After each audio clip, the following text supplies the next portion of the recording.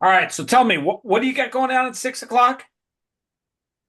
Doing a interview with a gentleman named Kingsley Colley, who is the host of the Tomorrow Is Not Today podcast in Melbourne, Australia, mate. I gotta tell you, this stuff is delicious. I know, it's good for you. 21, what, minerals and herbs? Yeah, 21 herbs and minerals. How in God's green earth do you get that many minerals and herbs to actually taste good? Because usually stuff that's good for you tastes like horse caca. I think it's a combination of the rhodiola and a couple of the other herbs that are a little sweeter.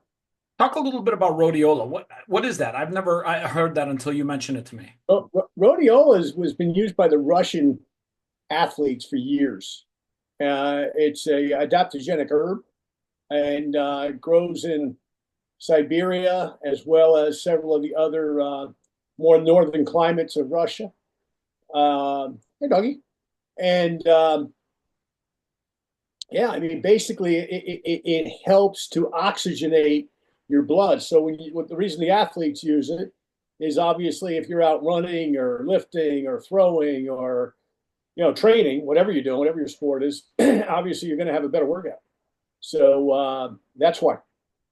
Is rhodiola good for 10-pound dogs that think they're athletes? Yeah, it's a good question. I don't know. I So got I got I got four that live here, but they haven't tried it. But they use my Immunical every day.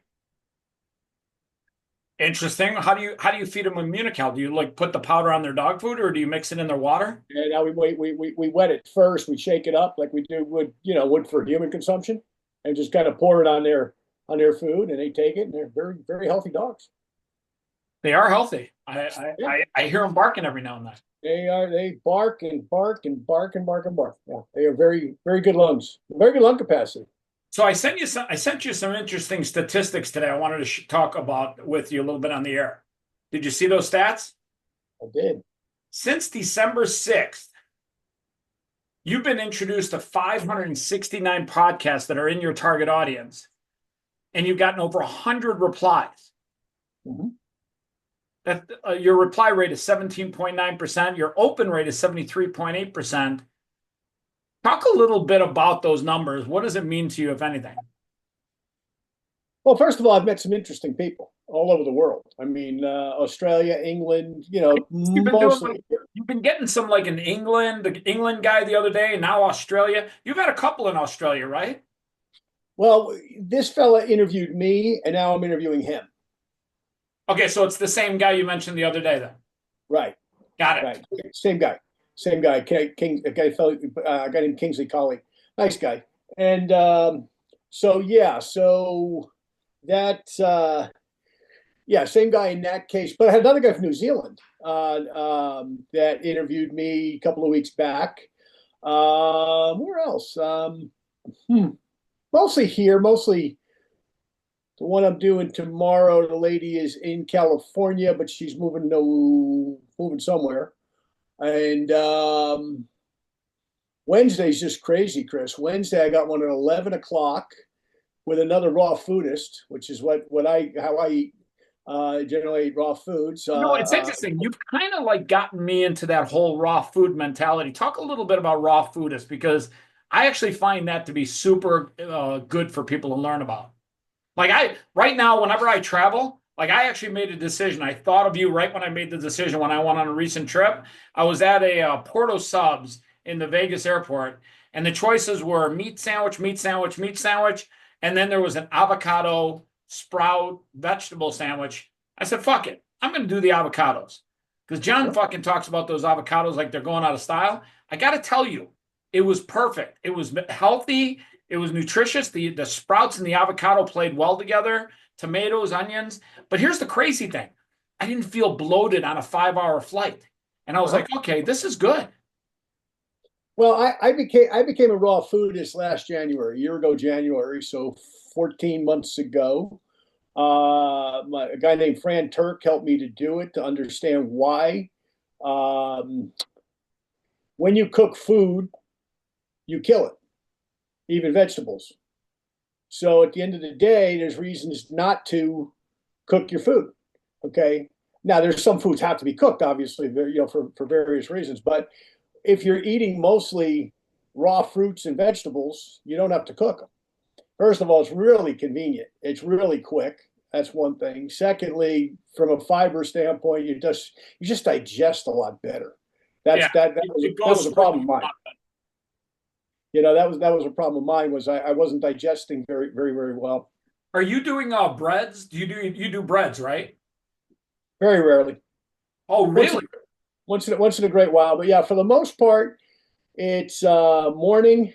I have combination of stuff. Normally banana, strawberry, some other sort of fruit. Like this morning, I had honeydew melon, for example. Yeah, there you go. And Rest in peace, banana. I had a little bit. I put a little bit of kale in with just about everything. Kale is probably the if Now, there was only you one thing you realize could kale's eat. a protein, right? Kale's got protein in it. Kale is give you energy. It's green. Anything green is generally good for you. So I always mix kale into everything. Plus, kale will also increase your nitric oxide. Um, and then, of course, I mix that with K21 from Immunotech. And there you go. Chris is drinking that as we speak. Great product. Okay, there's Listen, your I Roman. got to tell you, I ordered, I want to say six or two six packs of this. I'm pretty sure recently. Yeah, I go through this stuff like it's butter. yeah, I do too. I do too.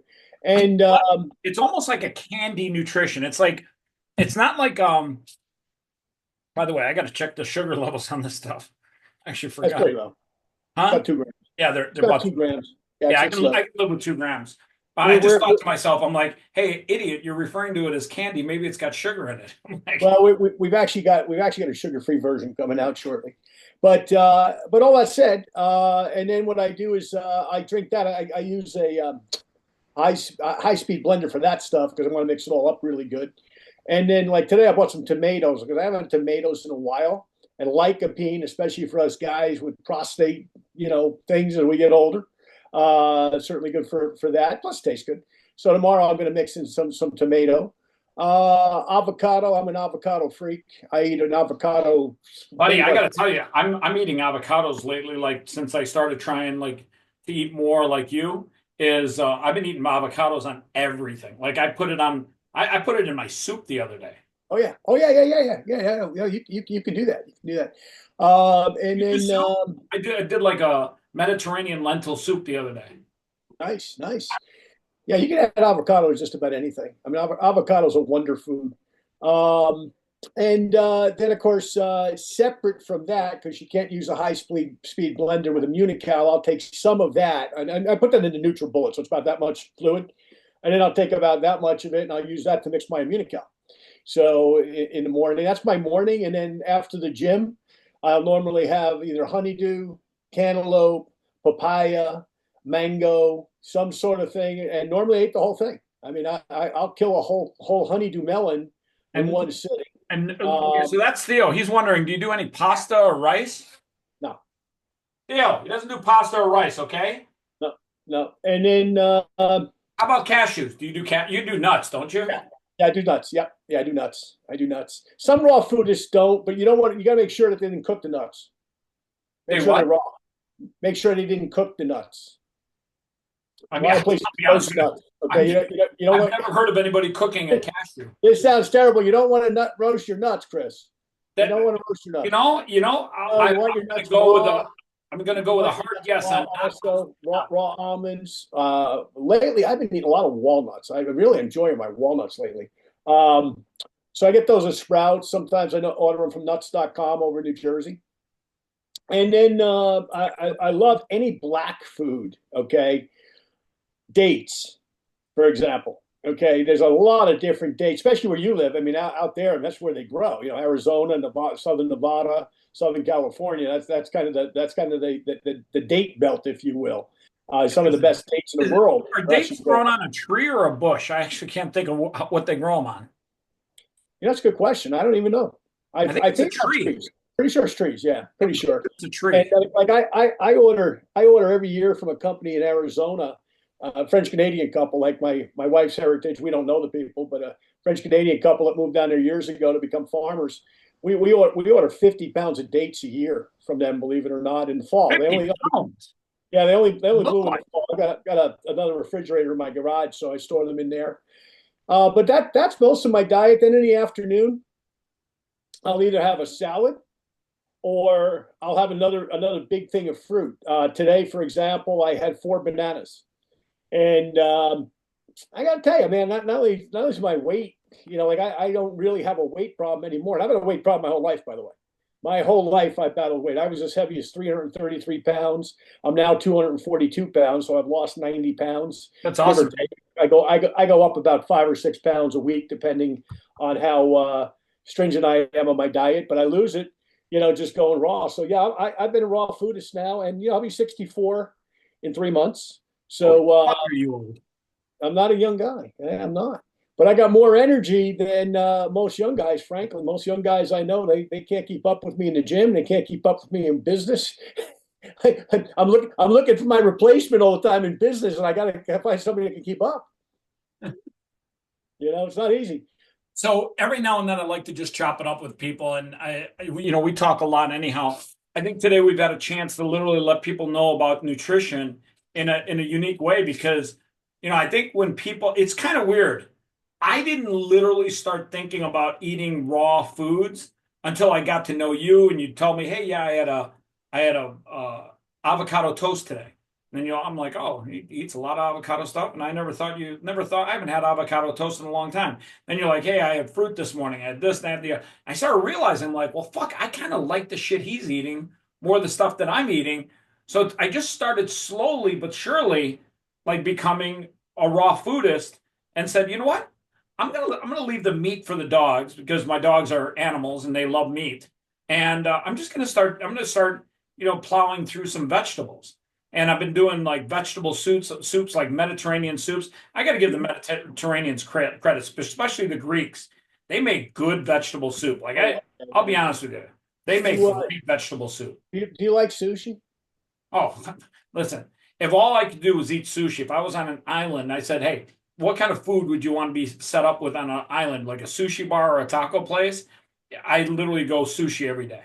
Okay, well, you can get it at Whole Foods, you can get it at Sprouts, you can get it at any good big retail store. You get it online for that matter. You can buy nori, Nori. Okay.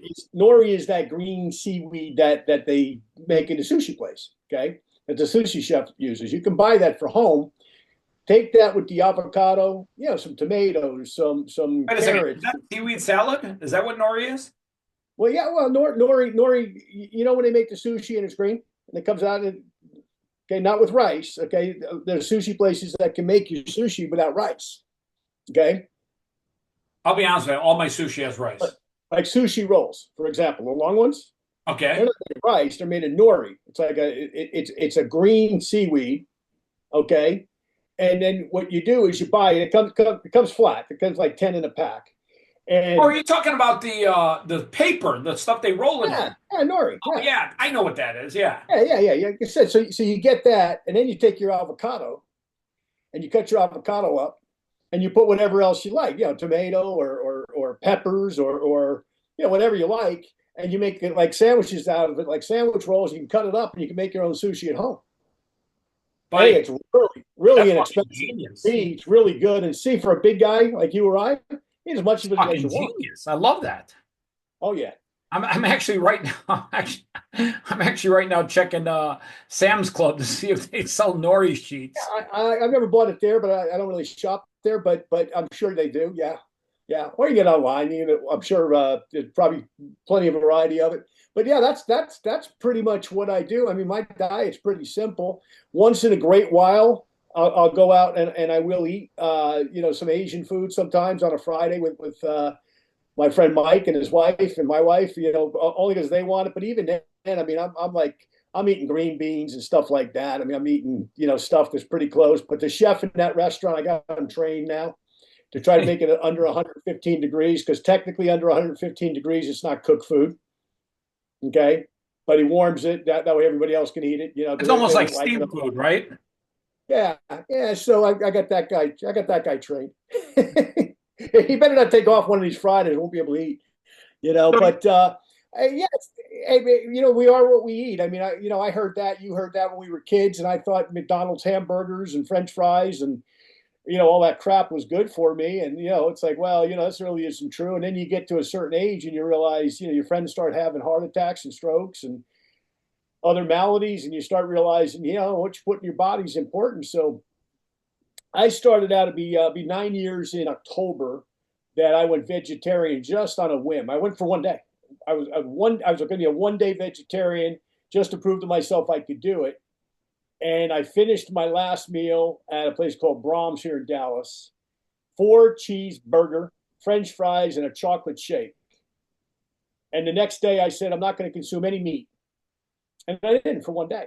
And then I said, yeah, I feel pretty good. Then it became 2 days. Then it became a week. Then it became a month. And then I saw a great documentary done by Rip Esselstyn and his dad, Dr. Caldwell Esselstyn, and Dr. Colin Campbell up at Cornell called Forks Over Knives.